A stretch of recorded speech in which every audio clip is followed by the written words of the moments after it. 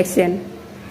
Bismillahirrahmanirrahim. Assalamualaikum warahmatullahi wabarakatuh. Waalaikumsalam warahmatullahi wabarakatuh. Ya, terima kasih ibu-ibu atas kesempatannya untuk menghadiri acara diseminasi budaya positif yang akan saya presentasikan dari pendidikan guru penggerak pada modul 2.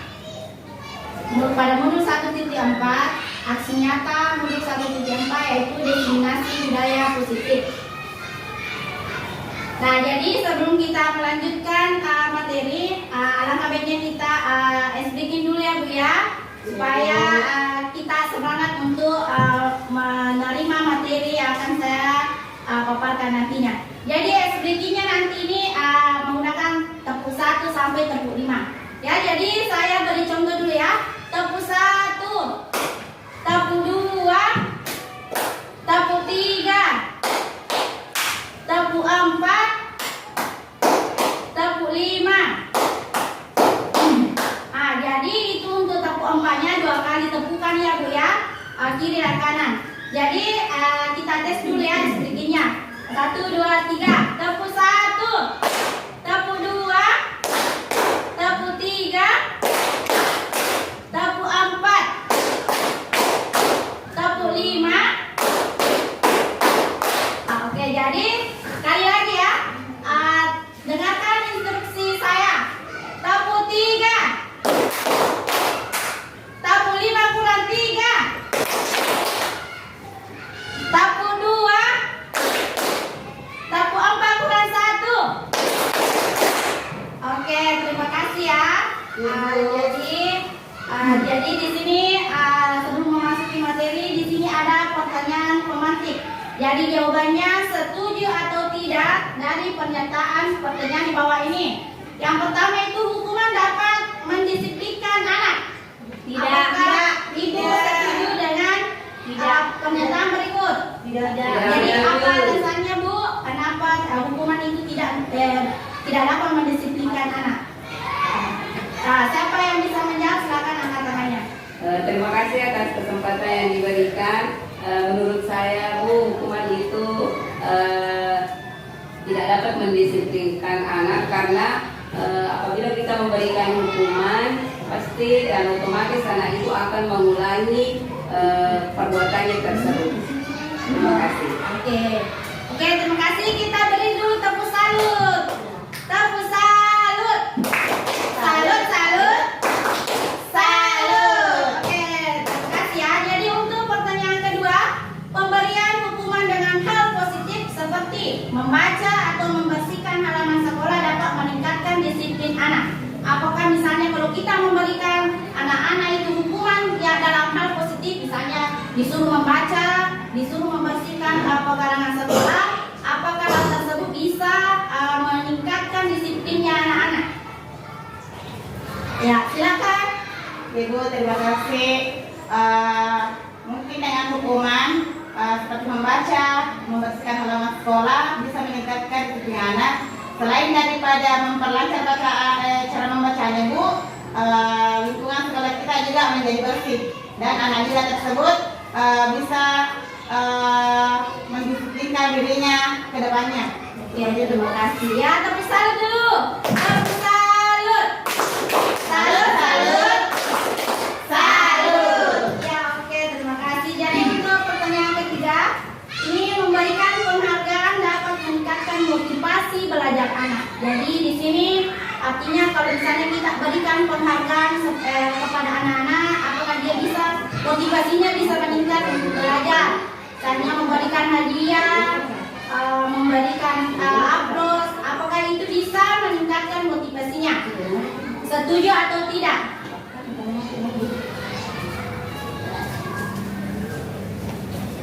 Bagaimana ibu-ibu? Apakah ibu setuju kalau kita memberikan penghargaan anak-anak bisa meningkatkan motivasi belajarnya?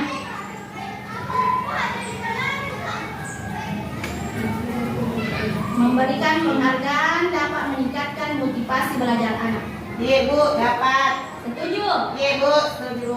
Oke, terima kasih ya. Iya Bu. Kemudian di sini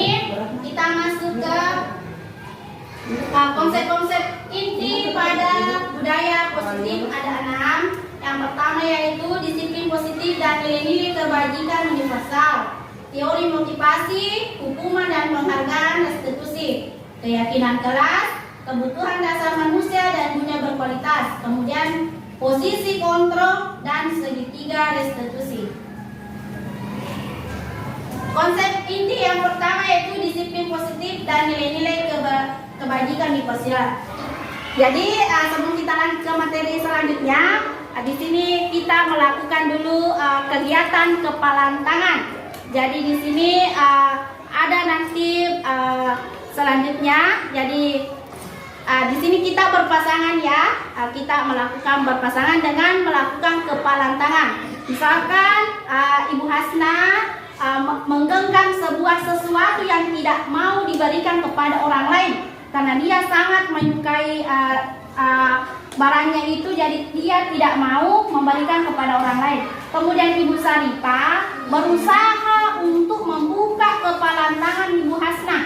Jadi apapun bagaimana cara untuk agar Ibu Hasna bisa membuka kepalan tangannya. Jadi begitu juga teman-teman yang lain, ibu-ibu yang lain, kita berpasangan, satu yang menggenggam tangannya, menganggap bahwa di sini ada sesuatu yang sangat berharga yang tidak boleh orang lain miliki.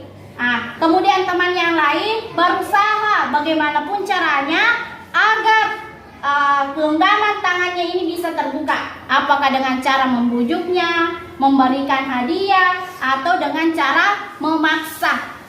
Jadi itu instruksinya ya ibu-ibu. Jadi silakan ibu-ibu berpasangan secara nanti bergantian kita melakukan genggaman tangan ya. Silakan cari pasangannya, kalian menggenggam tangannya seperti tadi instruksi saya, bahwa kita menggenggam tangan, berusaha untuk membuka apapun yang akan terjadi. Yang penting dia bisa membuka tangannya. Apakah mau secara dipaksa, apakah mau secara diberi hadiah, atau dengan membujuknya dengan cara apapun, yang pastinya kepala tangan ini harus terbuka. Jadi bagaimanapun caranya, yang satu harus membujuk supaya bisa membuka kepala tangannya. Silakan. Silakan ibu berpasangan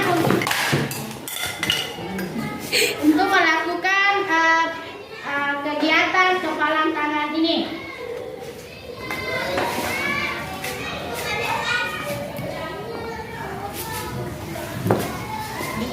Apa sakit? Ya, berpasangan. Apa sakit ibu? Apa sih ini? Oh, uang. Jadi nak uang apa ya? Pakai dari muka beli. Ada nih. Yang pastinya berusaha untuk kita. Oh, suamiku.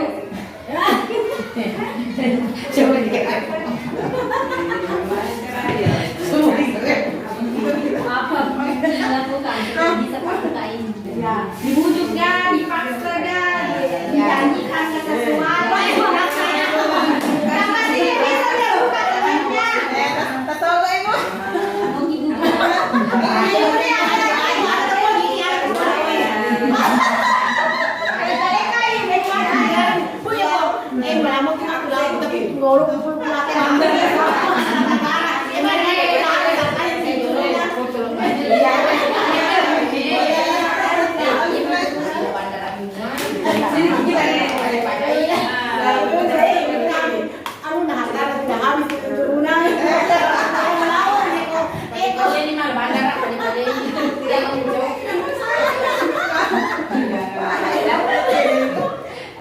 Di rumah sekali saya kasih kak.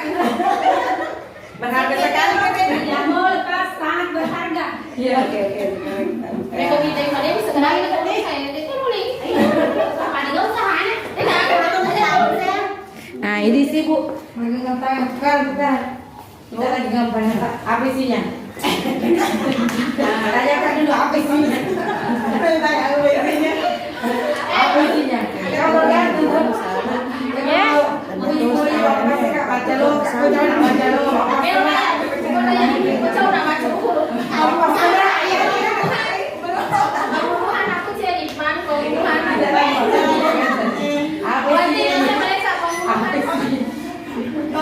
bisa dong. Anakku. Ay, nyomoy anak aku dito apa? Dia main sa university. Kenapa kami ada? Meron kita ang ba?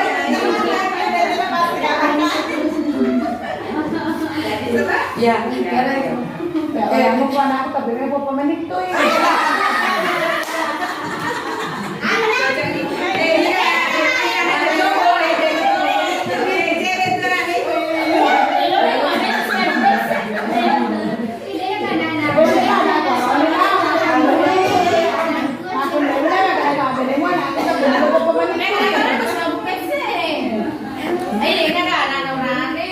Taruhan eh. Jadi beri aplaus dulu untuk kegiatan kita. Jadi ibu-ibu, siapa yang bisa memberikan sebuah kesimpulan terhadap kegiatan tadi yang kita sudah laksanakan, yaitu paradigma menggenggam tangan. Siapa? Ya, silakan Ibu Ratna. Baik, terima kasih atas kesempatan yang diberikan. Kesimpulan yang dapat saya ambil dari kegiatan kepalan tangan atau menggenggam tangan tersebut, bahwa kita tidak bisa mengontrol orang lain, hanya kita yang bisa mengontrol diri kita sendiri. Mengapa?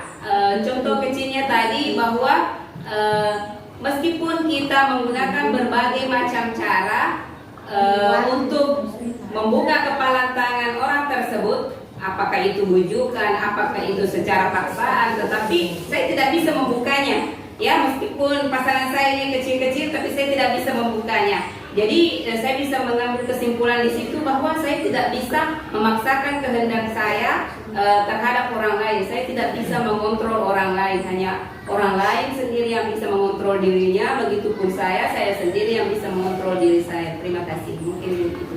Oke. Warahmatullahi wabarakatuh. Terima kasih untuk kesimpulannya.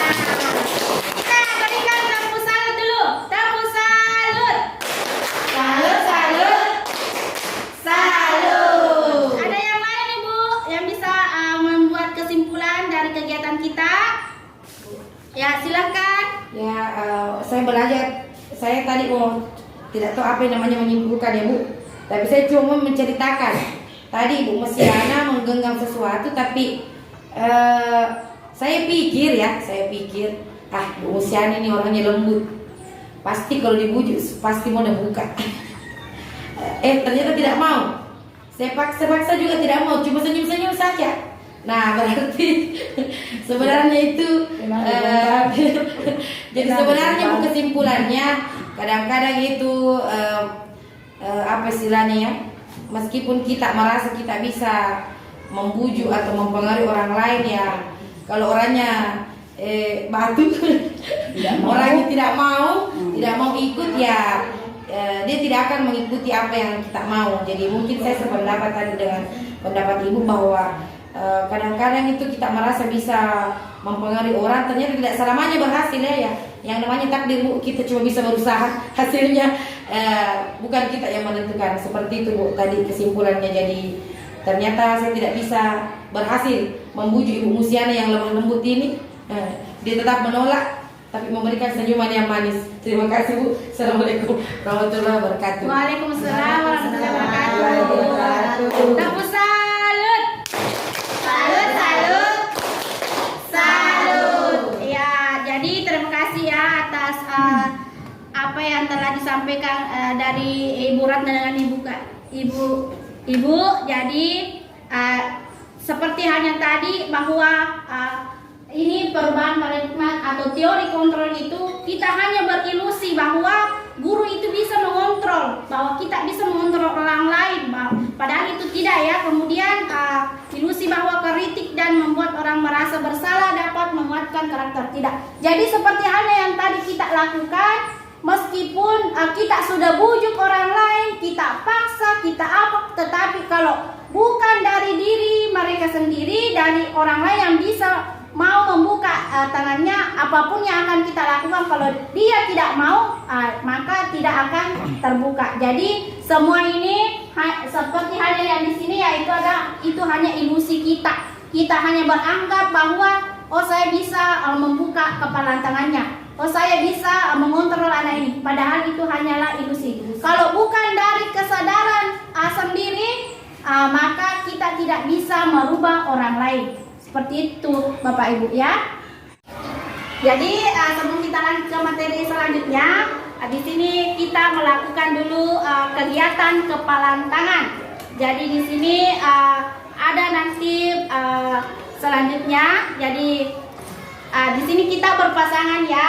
Kita melakukan berpasangan dengan melakukan kepalan tangan. Misalkan Ibu Hasna menggenggam sebuah sesuatu yang tidak mau diberikan kepada orang lain karena dia sangat menyukai barangnya itu, jadi dia tidak mau memberikan kepada orang lain. Kemudian Ibu Sarita berusaha untuk membuka kepalan tangan Ibu Hasna. Jadi apapun bagaimana cara untuk agar Ibu Hasna bisa membuka kepalan tangannya. Jadi begitu juga teman-teman yang lain, ibu-ibu yang lain, kita berpasangan, satu yang menggenggam tangannya, menganggap bahwa di sini ada sesuatu yang sangat berharga yang tidak boleh orang lain miliki. Kemudian teman yang lain berusaha bagaimanapun caranya agar genggaman tangannya ini bisa terbuka. Apakah dengan cara membujuknya, memberikan hadiah, atau dengan cara memaksa. Jadi itu instruksinya ya ibu-ibu. Jadi silakan ibu-ibu berpasangan secara nanti bergantian kita melakukan genggaman tangan ya. Silakan cari pasangannya, kalian menggenggam tangannya seperti tadi instruksi saya, bahwa kita menggenggam tangan, berusaha untuk membuka apapun yang akan terjadi. Yang penting dia bisa membuka tangannya. Apakah mau secara dipaksa, apakah mau secara diberi hadiah, atau dengan membujuknya dengan cara apapun, yang pastinya kepalan tangan ini harus terbuka. Jadi bagaimanapun caranya, yang satu harus membujuk supaya bisa membuka kepalan tangannya. Silakan. Silakan Ibu berpasangan untuk melakukan kegiatan kepalan tangan ini.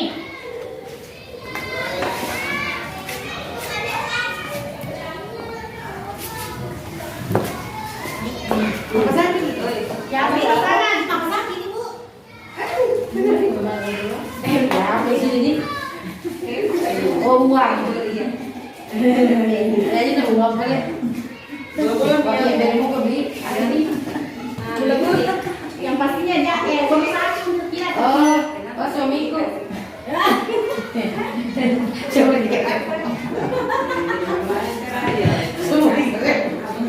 Apa dilakukan supaya bisa paksain? Ya, dibujuk kan, dipaksa kan, dijanjikan ke sesuatu. Karena dia bisa terbuka tangannya.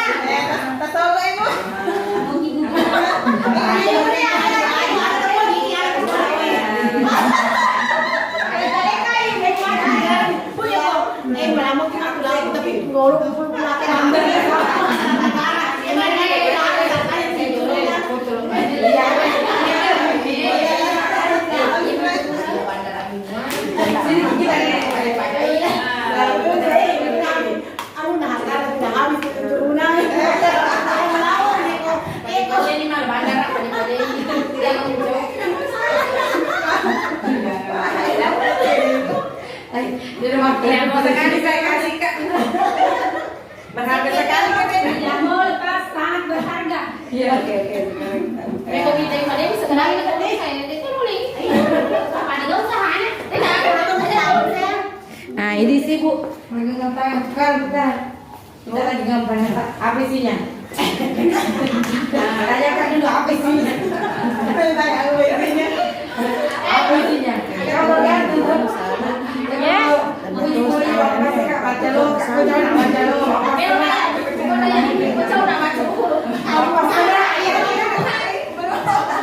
Aku jadi mangkok.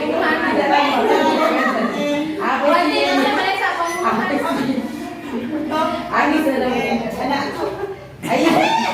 Ay, nyomoy anak ko dito. Pero ay,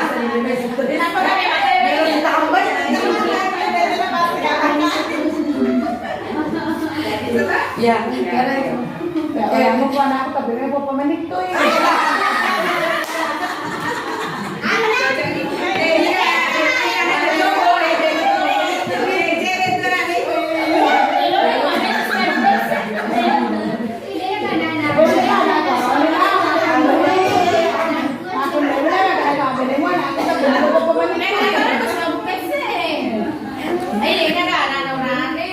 Taruhan nih. Jadi beri aplaus dulu untuk kegiatan kita.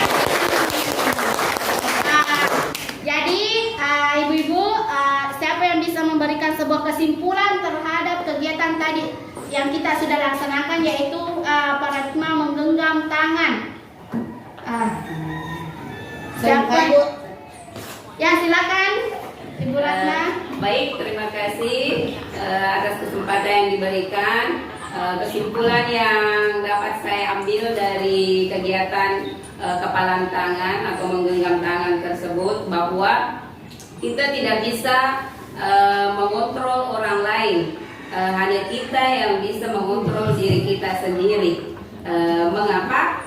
Contoh kecilnya tadi, bahwa meskipun kita menggunakan berbagai macam cara untuk membuka kepalan tangan orang tersebut, apakah itu bujukan, apakah itu secara paksaan, tetapi saya tidak bisa membukanya. Ya, meskipun pasangan saya ini kecil-kecil, tapi saya tidak bisa membukanya. Jadi saya bisa mengambil kesimpulan di situ bahwa saya tidak bisa memaksakan kehendak saya terhadap orang lain. Saya tidak bisa mengontrol orang lain, hanya orang lain sendiri yang bisa mengontrol dirinya. Begitupun saya sendiri yang bisa mengontrol diri saya. Terima kasih. Mungkin itu.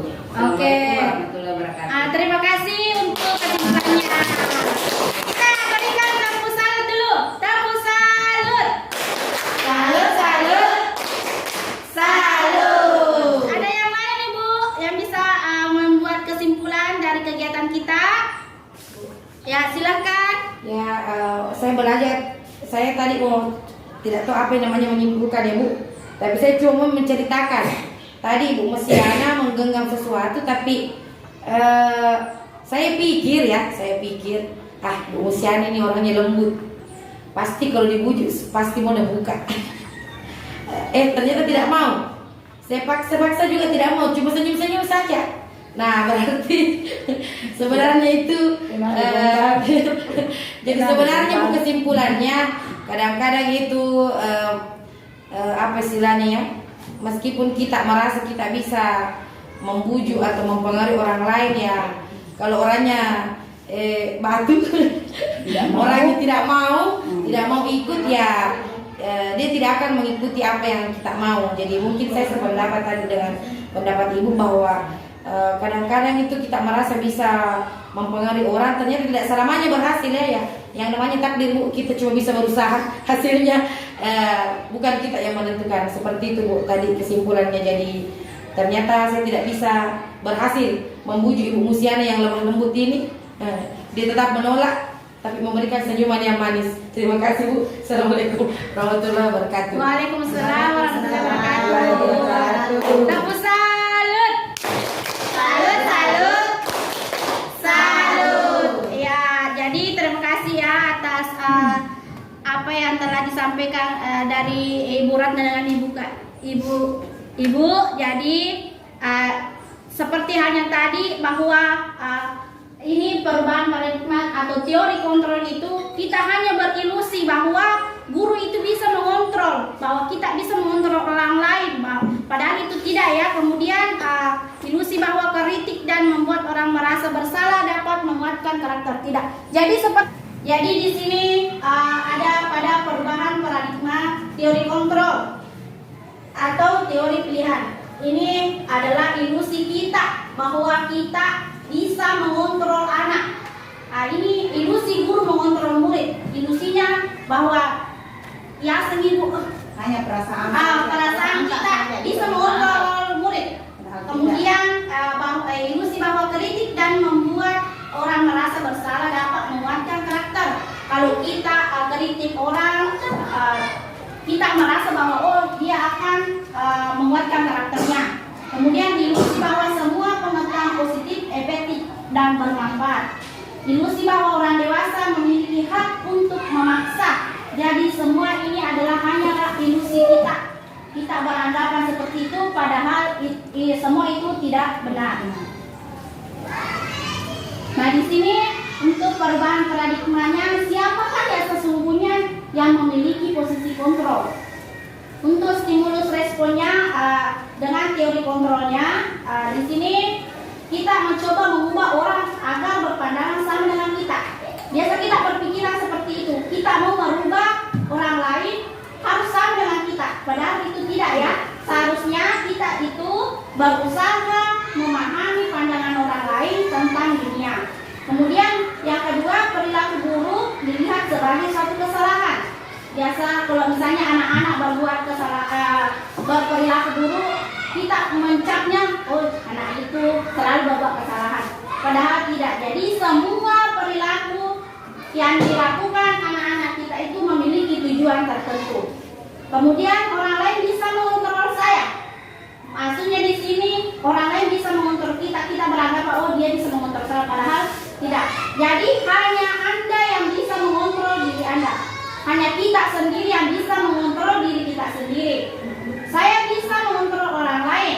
Nah, jadi di sini kita beranggapan juga saya bisa mengontrol orang lain, padahal kita tidak bisa mengontrol orang lain. Orang lain bisa mengontrol dirinya sendiri. Pemaksaan ada pada saat bujukan gagal. Kalau misalnya kita membujuk anak-anak tidak mau, ya, kita memaksa, ada sistem pemaksaan.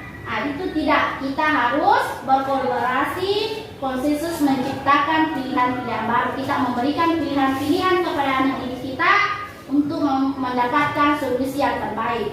Kemudian model berpikirnya menang kalah. Sedangkan kalau pada teori kontrol itu model berpikir menang-menang.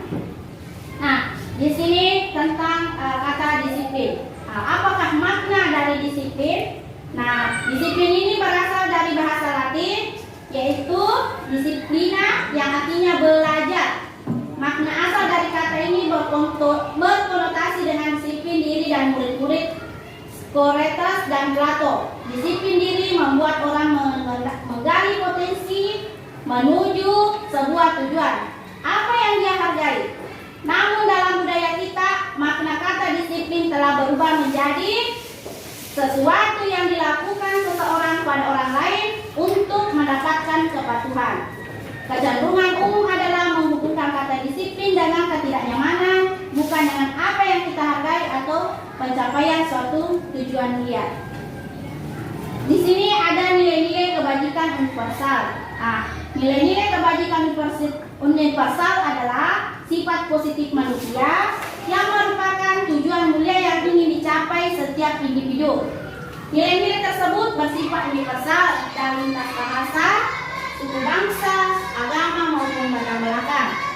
Nah, jadi setiap perilaku ataupun perbuatan itu memiliki suatu tujuan. Kemudian dengan mengaitkan nilai-nilai kebajikan yang diyakini seseorang, makna motivasi intrinsiknya akan terbangun, sehingga menggerakkan motivasi dari dalam dapat mencapai tujuan mulia yang diinginkan. Nah, seperti halnya yang kita ibu-ibu sudah tahu ya, yang namanya nilai-nilai kebajikan menurut profil pelajar Pancasila ada 6 ya, yaitu beriman, berakhlak kepada Tuhan Yang Maha Esa,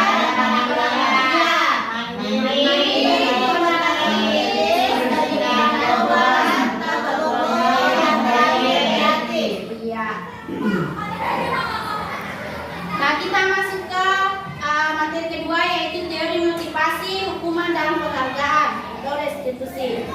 Nah, di sini teori motivasi perilaku manusia. Yang pertama, manusia itu berperilaku biasa karena adanya untuk menghindari ketidaknyamanan atau hukuman. Jadi kita biasa berpikir bahwa kalau saya tidak melakukannya, apa yang akan terjadi kalau misalnya saya tidak melakukannya. Jadi motivasi itu timbul dari faktor eksternal, dari luar saja, bukan dari dalam dirinya. Kemudian yang kedua, untuk mendapatkan imbalan dari orang lain. Misalnya apakah saya yang akan saya dapatkan bila saya melakukan ini. Jadi itu juga dari lagi motivasi eksternal karena mau mendapatkan sebuah imbalan. Nah, ini yang ketiga, untuk menghargai diri sendiri. Nah, jadi kalau misalnya kita berperilaku berpikir bahwa saya melakukan ini untuk diri saya, untuk menghargai diri saya sendiri, jadi ini saya akan menjadi orang yang seperti apa apabila saya melakukannya.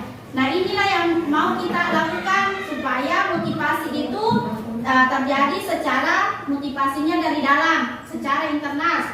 Nah, jadi tujuan yang akan kita capai itu yaitu tujuan disiplin positif. Nah, di sini menurut Ki Hajar Dewantara kata merdeka. Jadi merdeka itu artinya tidak hanya terlepas dari perintah, akan tetapi juga cakap buat memerintah diri sendiri. Jadi kita mulai dari diri tak sendiri, Bu, sebelum kita memerintah kepada orang lain.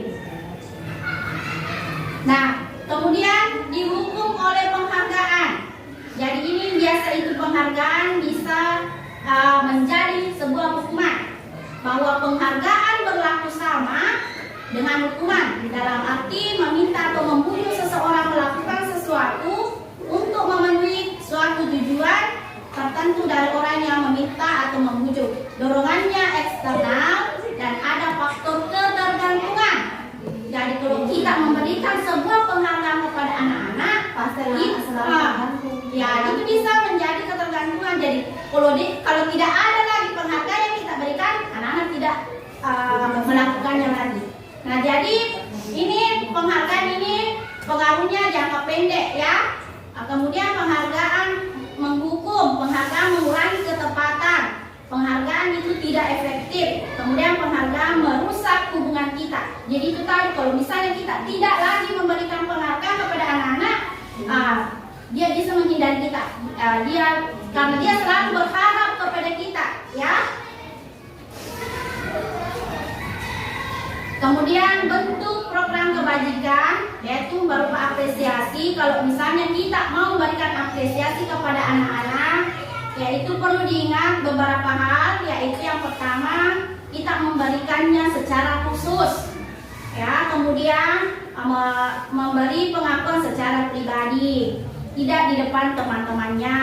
Memberi pengakuan kepada semua murid secara bergantian. Jadi kalau kita memberikan penghargaan kepada anak kita, kita harus berlaku sama ya, tidak hanya untuk satu orang saja. Jadi kita memberikan penghargaan kepada murid kita secara bergantian. Memberi pengakuan secara konsisten. Kemudian fokus pada prosesnya.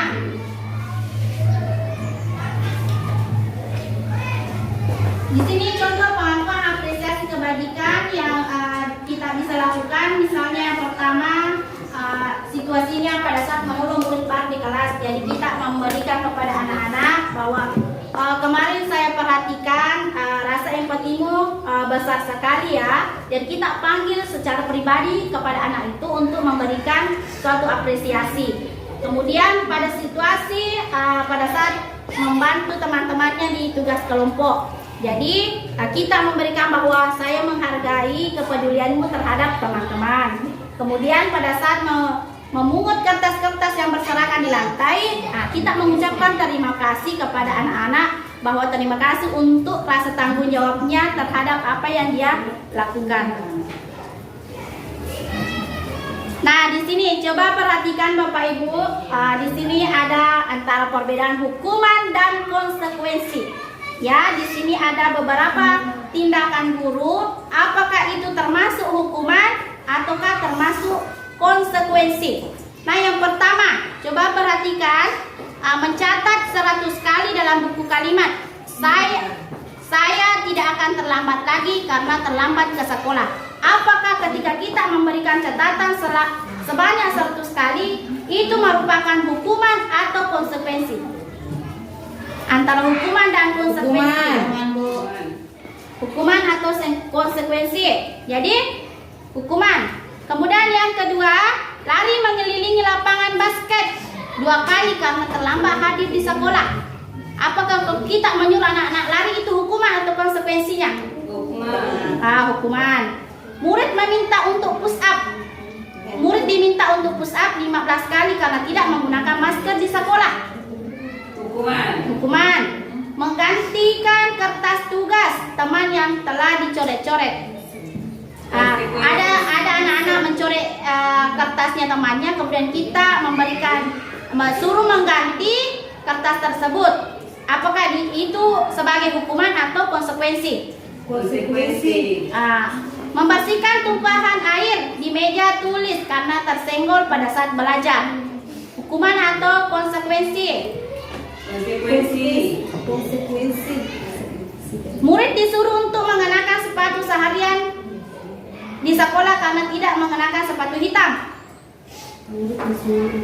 Untuk tidak mengenakan sepatu di situ. Konsekuensi. Kemudian lari mengelilingi lapangan 2 kali karena terlambat 10 menit untuk pelajaran PJOK. Konsekuensi. Jadi ingat tadi jawabannya ya. Kita lihat apakah jawabannya benar atau salah. Jadi ini mencatat 100 kali itu adalah hukuman karena bisa membuat anak-anak merasa dendam ya kepada kita. Kemudian mengelilingi lapangan juga hukuman. Meminta untuk push up itu hukuman. Mengganti kertas tugas yang dicoret-coret itu adalah konsekuensinya. Artinya di sini dia berbuat kesalahan, dia bawa sesuai hukuman yang diberikan sesuai dengan kesalahannya. Membersihkan tumpahan air di meja tulis karena tersenggol itu juga konsekuensi ya, karena air yang tumpah itu dibersihkan kembali. Murid disuruh untuk tidak mengenakan sepatu seharian dan tidak memakai sepatu hitam, itu hukuman. Kemudian lari mengelilingi lapangan basket 2 kali karena terlambat 10 menit untuk pelajaran PJOK, itu konsekuensi. Tetapi ini untuk tindakan yang terakhir ini itu bisa menjadi sebuah hukuman ketika situasinya misalnya hanya untuk pelajaran di kelas saja, hanya materi saja. Tetapi kalau misalnya di sini untuk kegiatan di luar lapangan, berarti itu adalah konsekuensi. Nah, disinilah antara perbedaan hukuman dan konsekuensi. Kalau hukuman itu sesuatu yang menyakitkan harus terjadi. Jadi kalau kita memberikan hukuman kepada anak-anak, jadi perasaan anak-anak itu bisa merasa sakit ya, bisa timbul rasa dendam terhadap kita. Tetapi kalau konsekuensi sesuatu yang harus terjadi. Kemudian hukuman membuat anak sakit fisik maupun hati untuk jangka waktu yang terlalu lama. Jadi kalau kita memberikan hukuman kepada anak-anak itu bisa selalu diingat oleh anak-anak kita. Tetapi kalau kita memberikan sebuah konsekuensi, itu hanya jangka pendek saja. Jadi seperti tadi hanya dia menumpahkan air di meja, dia membersihkan. Jadi kalau sudah bersih ya anak-anak sudah tidak merasa bersalah karena dia sudah bertanggung jawab atas apa yang telah dia lakukan. Anak membenci kedisiplinan. Kalau misalnya hukuman itu bisa menjadi anak membenci kedisiplinan. Tetapi kalau konsekuensi yang diberikan itu adalah dia bisa menghargai disiplin. Hukuman itu bisa berupa paksaan, sedangkan konsekuensi itu stimulus atau tanggapan. Hukuman mendorong anak menyakiti dirinya sendiri, sedangkan kalau konsekuensi mendorong anak agar mudah menyesuaikan diri. Hukuman konsep diri yang buruk, sedangkan konsekuensi konsep diri yang baik. Hukuman itu anak belajar untuk menyembunyikan kesalahan supaya tidak dihukum, sedangkan kalau konsekuensi anak belajar untuk mematuhi peraturan yang berlaku. Kemudian hukuman bisa membuat anak marah, rasa bersalah, dipermalukan, merasa tak dihargai ketika kita memberikan hukuman kepada anak-anak. Sedangkan kalau kita memberikan konsekuensi, kehilangan hak, dibuat tidak nyaman, diasingkan untuk sementara saja. Ya, itulah tadi Bapak Ibu perbedaan antara hukuman dan konsekuensi. Nah, jadi kita beralih ke materi selanjutnya. Ini antara identitas gagal dan identitas sukses. Nah, identitas gagal itu ada pada hukuman, sedangkan identitas sukses itu ada pada disiplin, antara konsekuensi dan restitusi.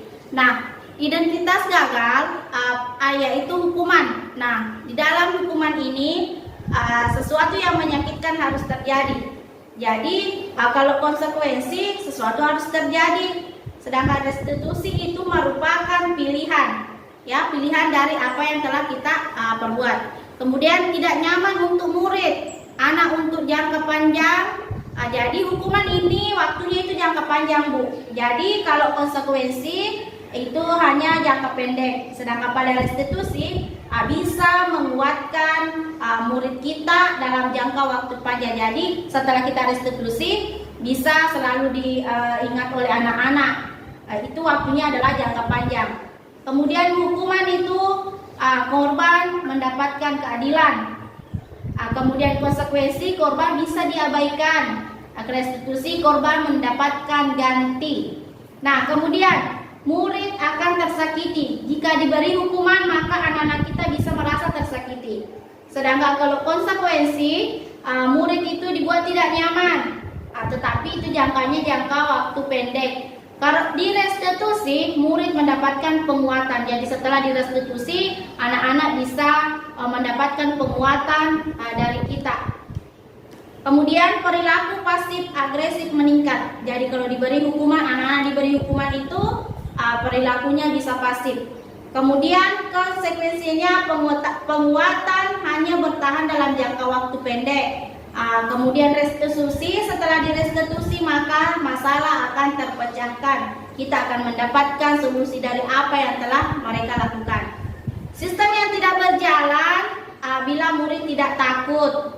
Ketika murid tidak takut dengan hukuman maka sistem tidak akan berjalan dengan lancar. Kemudian konsekuensi kita akan memerlukan monitoring dan supervisi terus-menerus dari guru.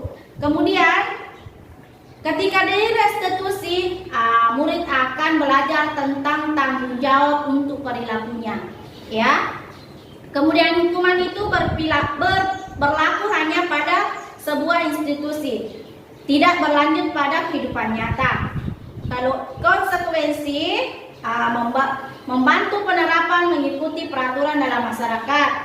Fokus pada restitusi, fokus pada pemecahan masalah dalam jangka waktu panjang.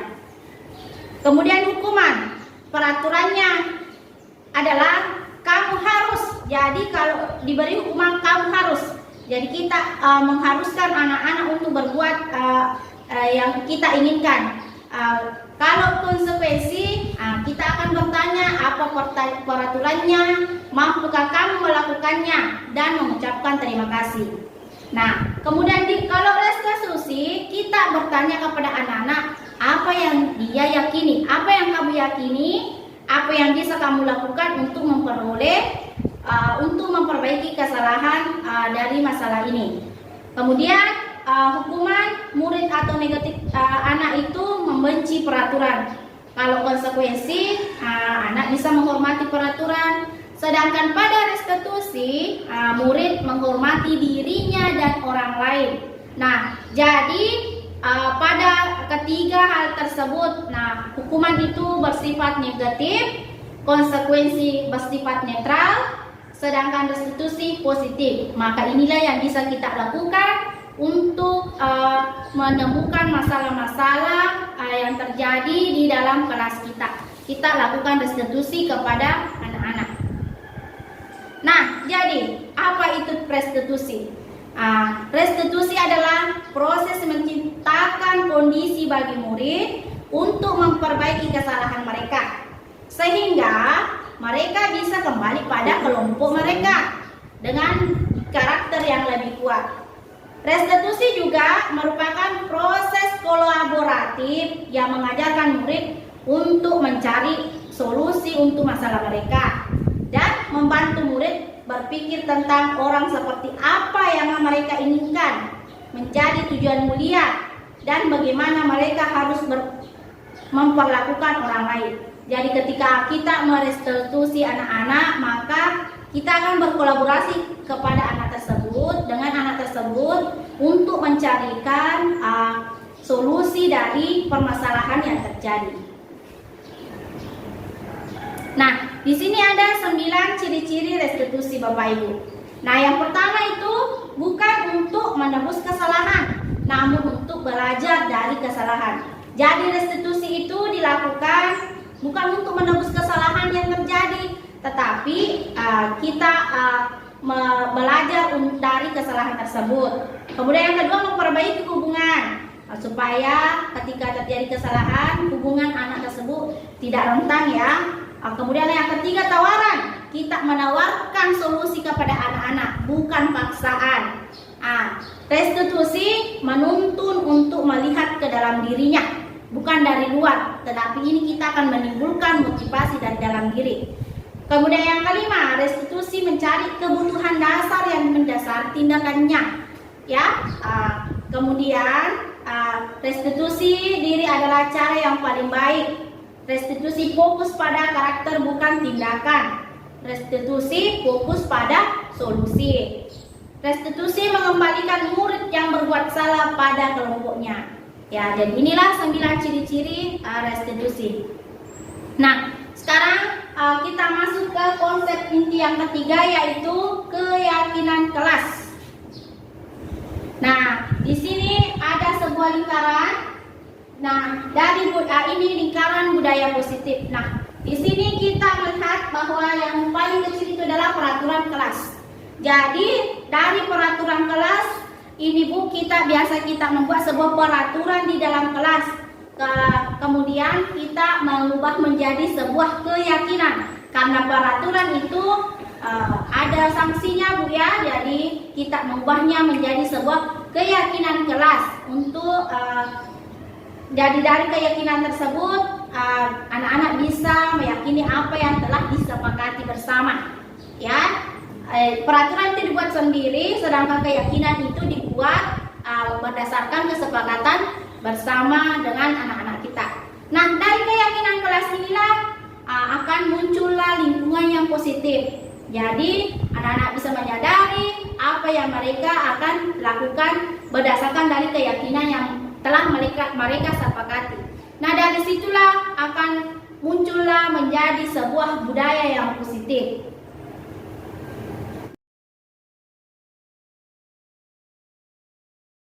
Nah, di sini ada dua antara kesepakatan kelas yang manakah merupakan keyakinan kelas. Nah, di sini ada. Nah, jadi di sini ada dua kesepakatan kelas yang manakah merupakan sebuah keyakinan kelas.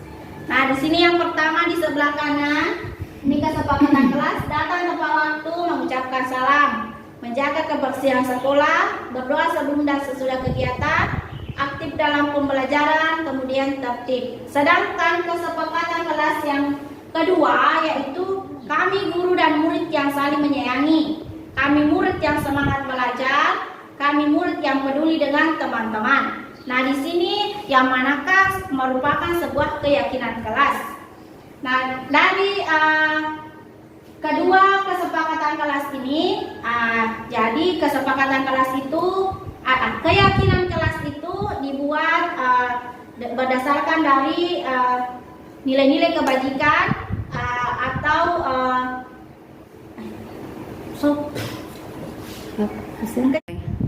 Nah, jadi di sini ada dua kesepakatan kelas yang manakah merupakan sebuah keyakinan kelas.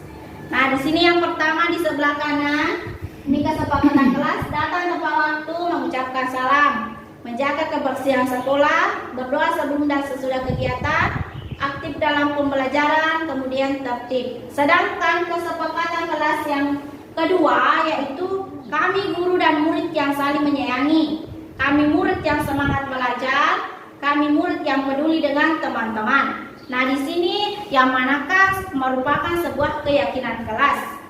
Nah, dari kedua kesepakatan kelas ini, jadi kesepakatan kelas itu, keyakinan kelas itu dibuat berdasarkan dari nilai-nilai kebajikan atau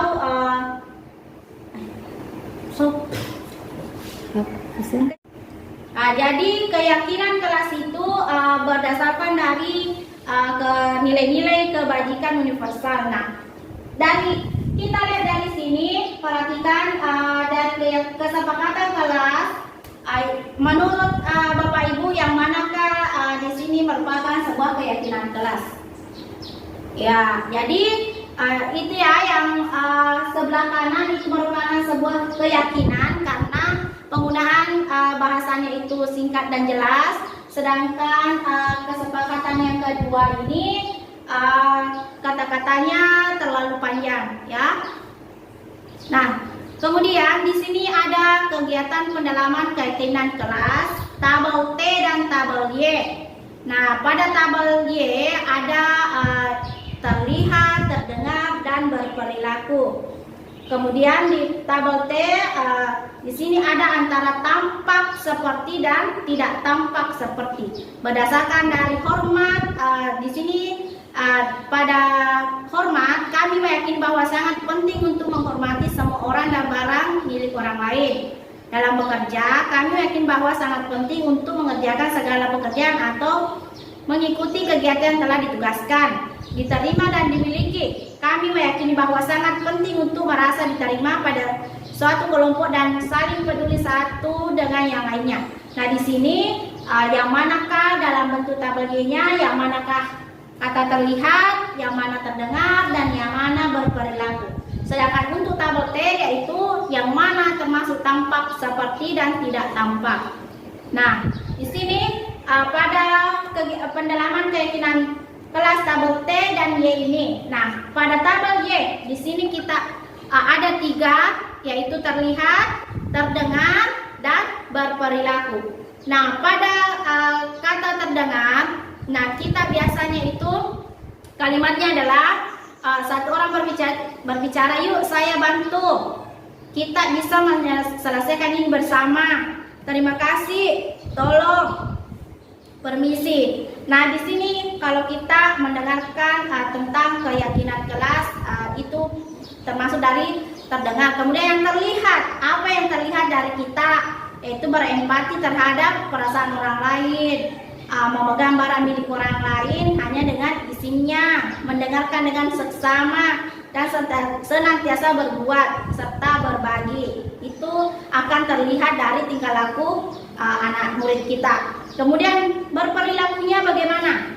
Dia tersenyum ramah, memberikan salam hormat, berjabat tangan, kemudian meletakkan tangan di dada dan salim, memberikan ruang bekerja, postur tubuh yang tenang. Nah, pada tabel T, dalam hormatnya bagaimana apanya yang tampak dan apanya yang tidak tampak. Nah, di sini yang tampaknya itu datang tepat waktu, menyapa teman dan guru setiap hari, mengembalikan barang teman yang telah dipinjam dan mengucapkan terima kasih. Sedangkan pada tidak tampaknya seperti sering hadir terlambat, tak acuh kepada teman dan guru, tidak mengembalikan barang yang tidak telah dipinjam dan meletakkan sembarangan. Pada kata bekerja, tampaknya itu tekun bekerja dan menyimak guru, menyerahkan tugas tepat waktu. Sedangkan tidak tampak, tidak mendengarkan guru dan acuh tak acuh, tugasnya tidak diberikan. Nah, di sini ada antara peraturan dan keyakinan kelas.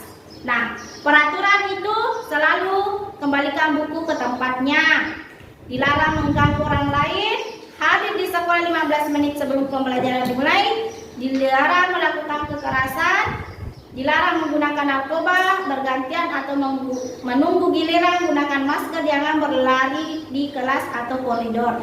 Nah, bagaimana dengan keyakinan kelasnya? Nah, di sini keyakinan kelasnya yaitu dari peraturannya itu selalu mengembalikan buku ke tempatnya, berarti anak tersebut bertanggung jawab. Dilarang mengganggu orang lain berarti menghormati orang lain.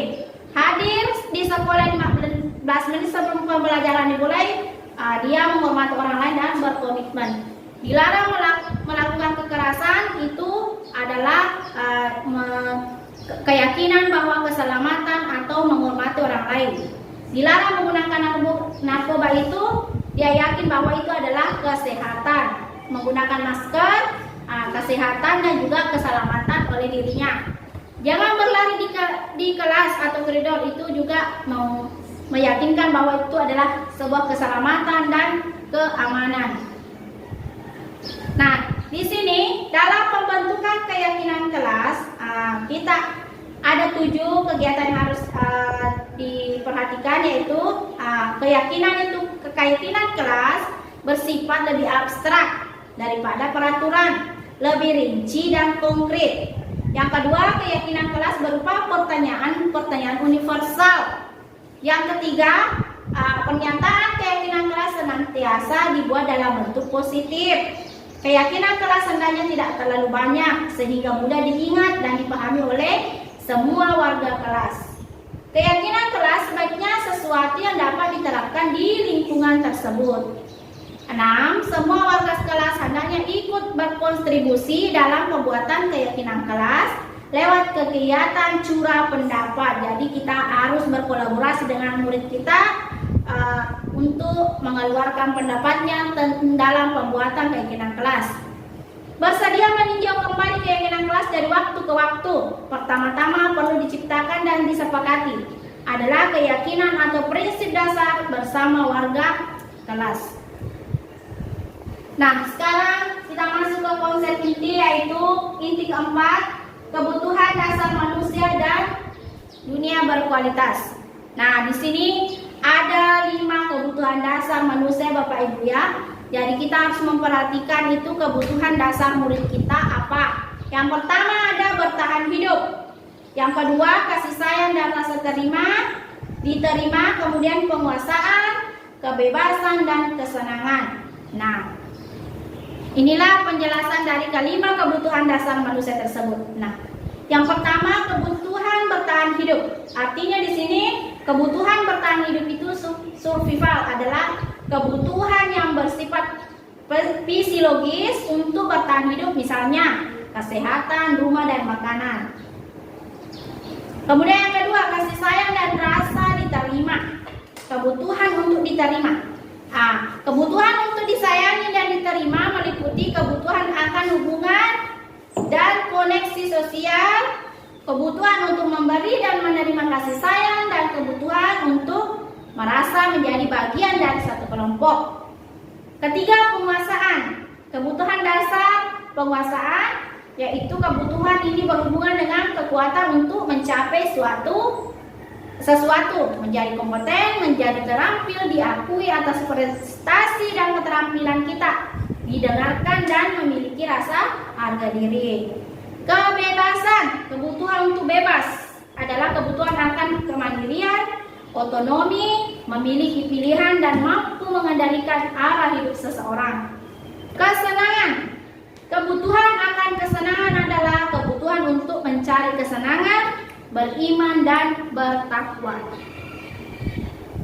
Nah, di sini konsep inti kelima adalah posisi kontrol. Ada 5 posisi kontrol kita sebagai seorang guru. Nah, di sini yaitu 5 posisi kontrol kita sebagai seorang guru itu adalah penghukum, pembuat merasa bersalah, teman, pemantau dan manajer. Jadi di sini ada 5 posisi kontrol kita. Nah, yang mana biasa kita lakukan?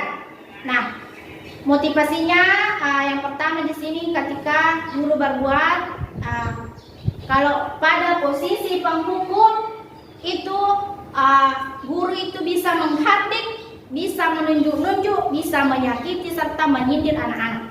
Itu posisi penghukum. Sedangkan pada pembuat merasa bersalah, dia berceramah dan mengatakan, seharusnya kamu seperti ini, ibu kecewa dengan kamu. Jadi kalau misalnya ada kata-kata keluar seperti itu, berarti itu merupakan posisi kontrol pembuat orang merasa bersalah. Nah, posisi sebagai teman yaitu membuatkan alasan-alasan untuk muridnya. Pemantau menghitung dan mengukur tingkah laku yang dilakukan oleh siswanya. Kemudian manajer, dia akan mengajukan pertanyaan. Nah, seperti di sini pada posisi penghukum, kalau kamu tidak melakukan, awas ya. Jadi dia akan mengancam.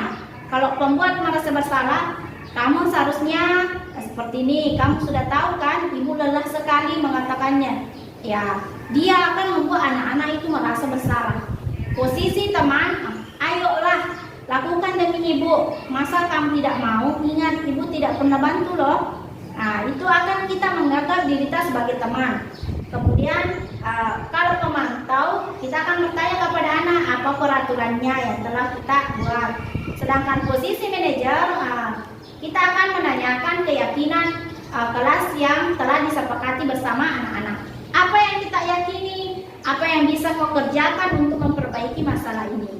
Nah, hasilnya kalau penghukum itu anak-anak bisa memberontak, menyalahkan orang lain, bisa juga berbohong. Ya, seperti itu Bu ya. Kalau kita melakukan posisi kontrol sebagai penghukum, maka anak-anak itu akan memberontak, kemudian bisa mereka bisa berbohong. Kemudian untuk pembuat merasa bersalah, hasilnya itu dia akan menyembunyikan, menyangkal dan juga bisa berbohong. Untuk teman, di sini kalau kita sebagai teman, maka anak-anak bisa ketergantungan dengan kita. Nah, kemudian sebagai pemantau, dia bisa menyelesaikan diri bila diawasi. Nah, kemudian sebagai manajer, kita akan menguatkan secara pribadi terhadap anak-anak tersebut. Nah, jadi dampak, jadi di sini kalau kita sebagai penghukum, maka anak-anak itu bisa berkata, biarkan saja, nanti juga marah lagi, seperti itu.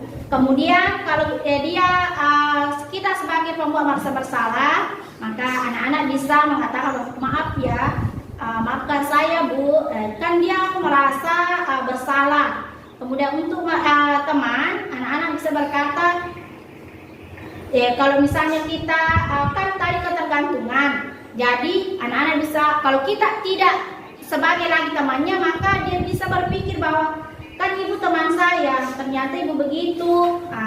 Kalau posisinya pemantau, berapa banyak bintang yang saya harus peroleh, berapa halaman yang harus saya tulis. Kemudian sebagai manajer, bagaimana cara saya bisa memperbaiki keadaan ini. Kalau dia sudah kalau kita sudah menjadi manajer, maka anak-anak akan mengetahui apa yang harus dia lakukan. Nah, dampaknya terhadap anak ketika kita sebagai penghukum, dia akan mengulangi kesalahannya sendiri.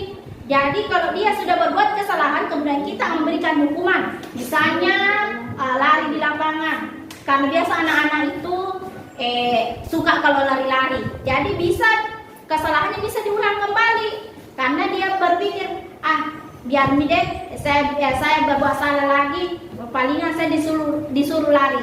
Nah, itu kalau di posisi penghukum. Pada posisi pembuat merasa bersalah, anak akan merasa rendah diri Bu. Dia tidak percaya diri lagi. Untuk sebagai teman, dia akan lemah, tidak mandiri dan ketergantungan. Dia tergantung kepada kita kalau misalnya kita memposisikan diri kita sebagai seorang teman. Untuk pemantau, dia akan menitikberatkan pada sanksi atau hadiah untuk dirinya. Sedangkan manajer, nah inilah yang seharusnya kita lakukan ya sebagai kontrol manajer, yaitu mengevaluasi diri, bagaimana cara memperbaiki diri. Jadi kalau kita sebagai posisi kontrolnya manajer, maka anak-anak bisa mengetahui kesalahannya, bisa mencarikan solusi apa yang harus dia lakukan ketika dia melakukan kesalahan. Nah, di sini pertanyaan dari saya kecewa sekali dengan kamu. Jadi itu adalah siapa yang mengatakan seperti itu adalah pembuat merasa bersalah. Kamu tidak pernah benar melakukannya.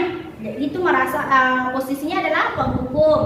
Ayolah lakukan demi ibu. Itu posisi kontrol teman. Apakah kamu mau mendapatkan stiker bintang hari ini? Itu adalah pemantau. Bagaimanakah kamu bisa menyelesaikan masalah ini? Ketika ada pertanyaan bagaimana kamu bisa menyelesaikan, berarti posisinya adalah manajer. Kamu yang selalu terakhir, berarti itu adalah penghukum. Stop. Stop video. Ya, ini pertama. Oke. Itulah tadi kelima posisi kontrol guru ya terhadap murid yang melakukan sebuah kesalahan. Nah, sekarang kita masuk ke segitiga restitusi. Nah, di sini segitiga restitusi, ketika anak-anak mendapat melakukan sebuah kesalahan, kita tadi kan seharusnya kita itu harus menjadi posisi kontrolnya manajer. Nah, ketika kita sebagai manajer, maka inilah yang harus kita lakukan. Kita merestitusi anak-anak dengan menggunakan segitiga restitusi. Nah, dalam segitiga restitusi ini, di sini ada menstabilkan identitas, validasi kebutuhan, kemudian menanyakan keyakinan. Nah, untuk menstabilkan identitas, pertanyaannya itu adalah setiap orang pasti pernah melakukan kesalahan. Kita memberikan pernyataan kepada anak-anak bahwa kesalahan yang mereka perbuat itu adalah wajar. Setiap orang pasti melakukan kesalahan. Jangan menuntut anak bahwa harus seperti ini. Kamu bukan satu-satunya yang pernah melakukannya. Nah, kemudian setelah itu kita memvalidasi kebutuhan apa yang diperlukan, karena tadi kan ada kebutuhan dasar manusia. Nah, kamu tentu punya alasan mengapa melakukan itu. Jadi kita tanya apa alasannya anak tersebut melakukan sebuah kesalahan. Nah, adakah cara yang lebih efektif untuk mendapatkan apa yang kamu butuhkan? Nah, setelah itu kita menanyakan keyakinan. Seperti nilai apa yang telah kita sepakati. Misalnya apa kesepakatan kelas yang telah kita sepakati bersama. Nah, kemudian setelah dia mengetahui apa kesepakatan yang mereka langgar, kita bertanya lagi, kamu ini menjadi orang yang seperti apa? Kamu mau berbuat apa untuk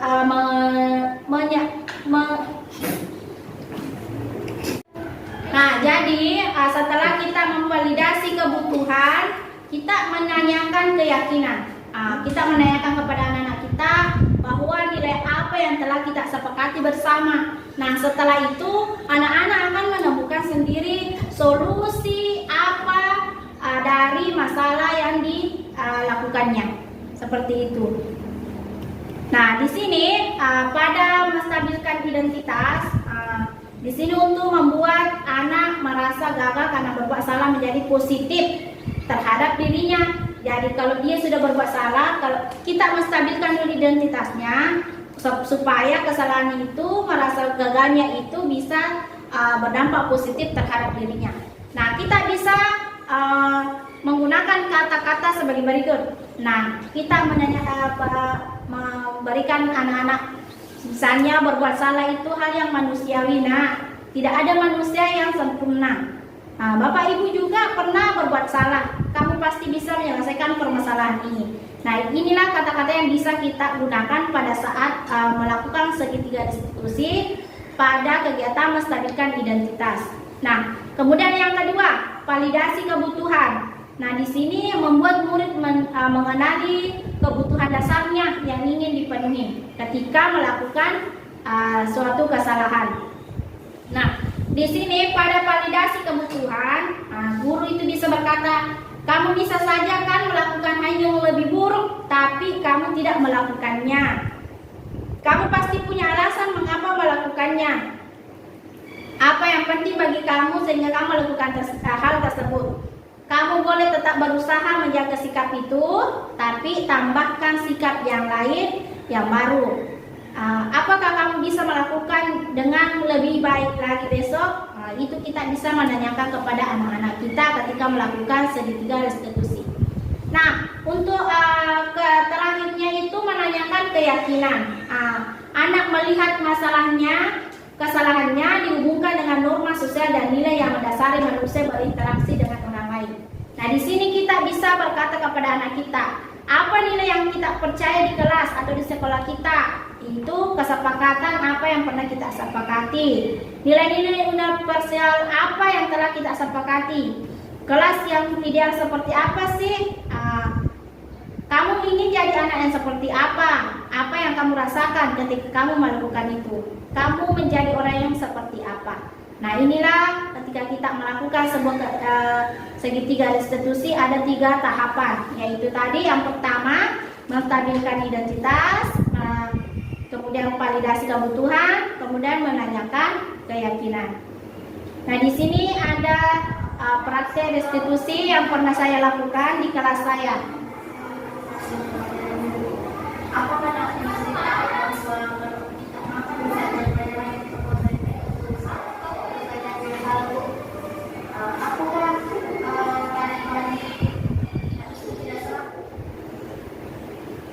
Nah, inilah gambaran-gambaran budaya positif yang dilakukan di sekolah kita. Oke.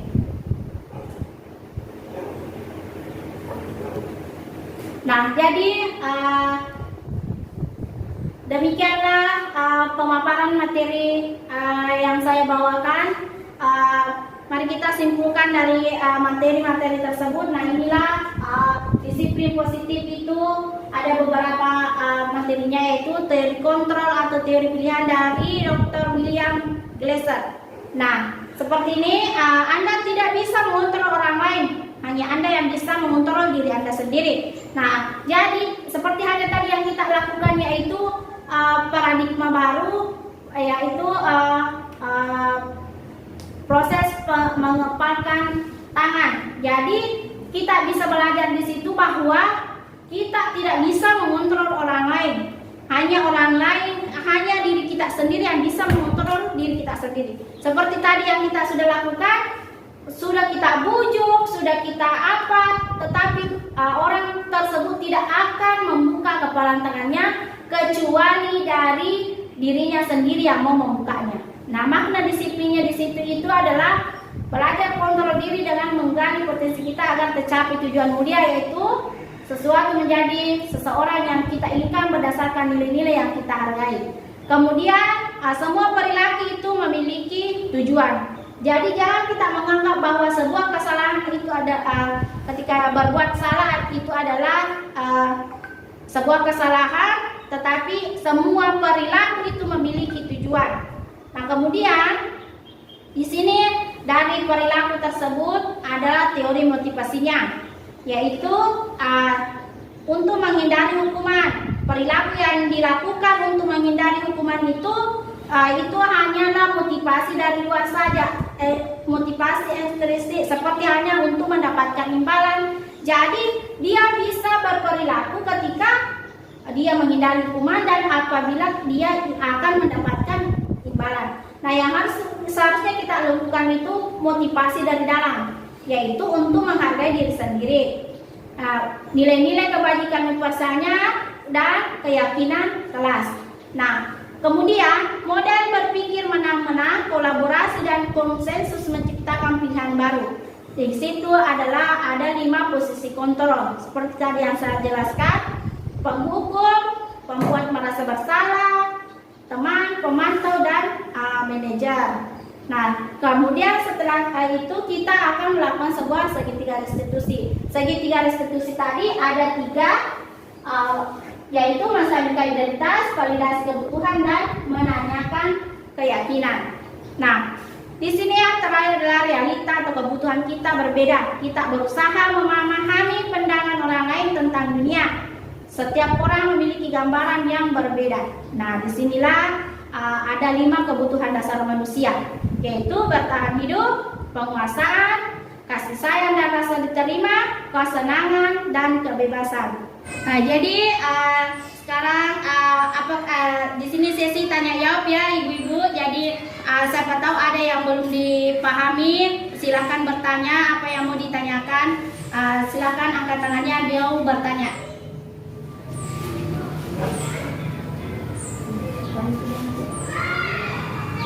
Silakan Bapak Ibu, apa yang mau ditanyakan? Silakan. Baik, terima kasih untuk kesempatan yang kedua kalinya. Mungkin sedikit ada yang saya ingin tanyakan atau masih samar-samar ya di sini mengenai tadi restitusi. Jadi kita kan sebagai seorang pendidik tentunya berhadapan dengan murid atau siswa tadi gitu ya. Jadi tadi dalam restitusi itu dikatakan bahwa ada menstabilkan identitas, ada keyakinan yang perlu kita berikan kepada murid terhadap suatu permasalahannya. Jadi yang saya ingin tanyakan di sini, bagaimana cara kita sebagai seorang guru menghadapi murid dengan menggunakan segitiga restitusi ini agar murid merasa tidak dibanding-bandingkan atau tidak timbul rasa iri hati di antara teman-temannya ya terhadap suatu masalah. Nah, kemudian dia bisa bertanggung jawab terhadap suatu kesalahan yang dia perbuat. Mungkin seperti itu, Bu. Terima kasih. Assalamualaikum warahmatullahi wabarakatuh. Waalaikumsalam warahmatullahi wabarakatuh. Ya, satu lagi, Bu. Siapa yang mau bertanya? Silahkan. Saya, Bu. Ya, silakan, Bu. Oke, terima kasih atas kesempatannya. Yang ingin saya tanyakan di sini, biasa kan di lingkungan di dalam kelas itu biasa siswa melakukan kesalahan. Nah, biasa kita itu melakukan yang namanya coaching dengan siswa. Akan tetapi ketika anak itu di coaching, anak itu tidak ingin berbicara, tidak ingin mengutarakan apa penyebab dia melakukan kesalahan itu. Nah, yang ingin saya tanyakan, bagaimanakah, apakah tindakan yang harus kita lakukan agar siswa itu dapat berbicara, mengeluarkan keluh kesahnya dalam lingkungan kelas itu. Terima kasih, Bu. Jadi terima kasih Bapak Ibu atas pertanyaannya. Jadi sekarang kita masuk ke sesi refleksi. Jadi di sini ada 4 pertanyaan dari kegiatan kita tadi. Jadi yang pertama itu peristiwa apa yang terjadi selama kegiatan ini. Jadi kita bisa merefleksi peristiwa-peristiwa yang terjadi ketika kegiatan tadi berlangsung. Yang kedua, perasaannya bagaimana? Jadi menurut Ibu silakan ditulis ya. Jadi untuk pertanyaan pertama itu untuk warna biru, kemudian yang kedua warna kuning. Perasaannya Bapak Ibu melakukan selama mengikuti kegiatan ini. Kemudian yang ketiga, pembelajaran apa yang telah diperoleh untuk warna orange. Kemudian yang keempat, perubahan apa yang akan dilakukan ke depannya. Jadi itu kertasnya untuk warna pink ya. Jadi silakan ibu-ibu menuliskan apa yang ada di pikiran ibu dari selama kegiatan ini berlangsung. Silakan ibu-ibu. Jadi nanti kita setelah ditulis kita tempelkan di sini ya sesuai dengan nomornya. Jadi tadi warna biru itu di nomor 1, warna kuning di nomor 2, kemudian warna orange di nomor 3, kemudian warna pinknya di nomor 4. Silakan ibu menuliskan apa yang ada di pikiran ibu. Saya kasih waktu selama 5 menit untuk menjawab pertanyaan refleksi ini. Silakan ibu. Ibu.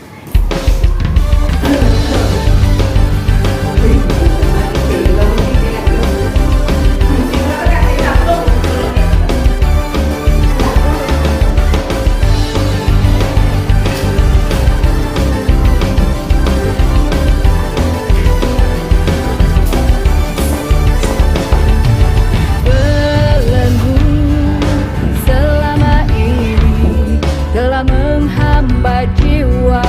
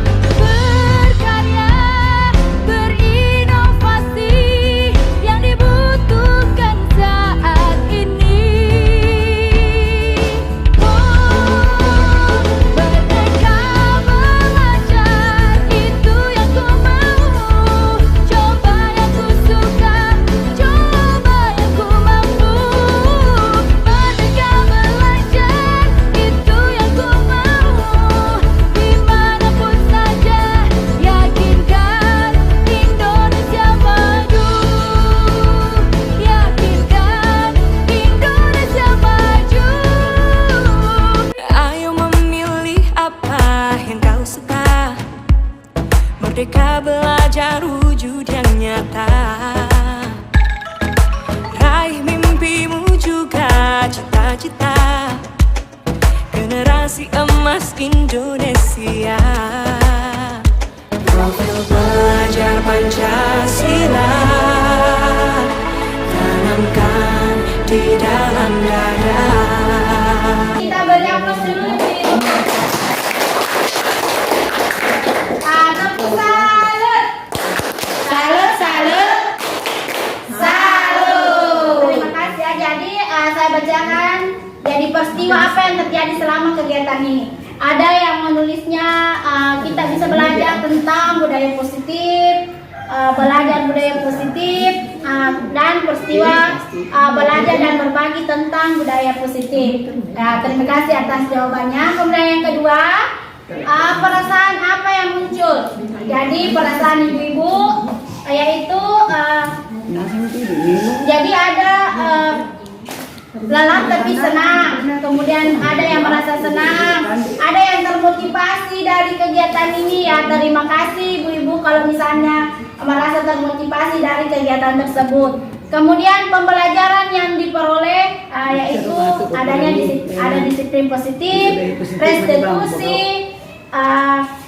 teori kontrol dan budaya positif, yaitu ada perubahan dalam mampu baik diri dalam berperilaku positif. Kemudian perubahan yang akan dilakukan ke depannya apa?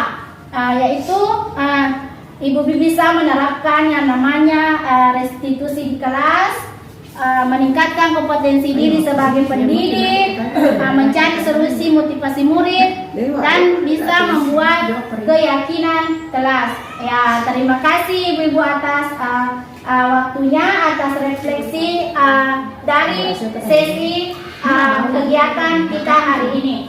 Jadi kita beri aplaus dulu ya. Terima kasih banyak atas waktunya untuk menghadiri kegiatan ini. Jadi saya memohon maaf atas waktu yang saya ambil ini untuk dari ibu, karena mungkin masing-masing ibu mempunyai kegiatan ya. Jadi saya memohon maaf sebesar-besarnya atas waktunya. Oke, terima kasih Bapak Ibu atas kesempatannya.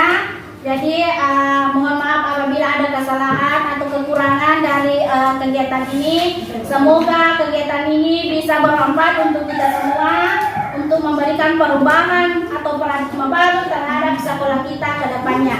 Terima kasih. Wabillahi taufiq wal hidayah. Assalamualaikum warahmatullahi wabarakatuh. Waalaikumsalam warahmatullahi wabarakatuh.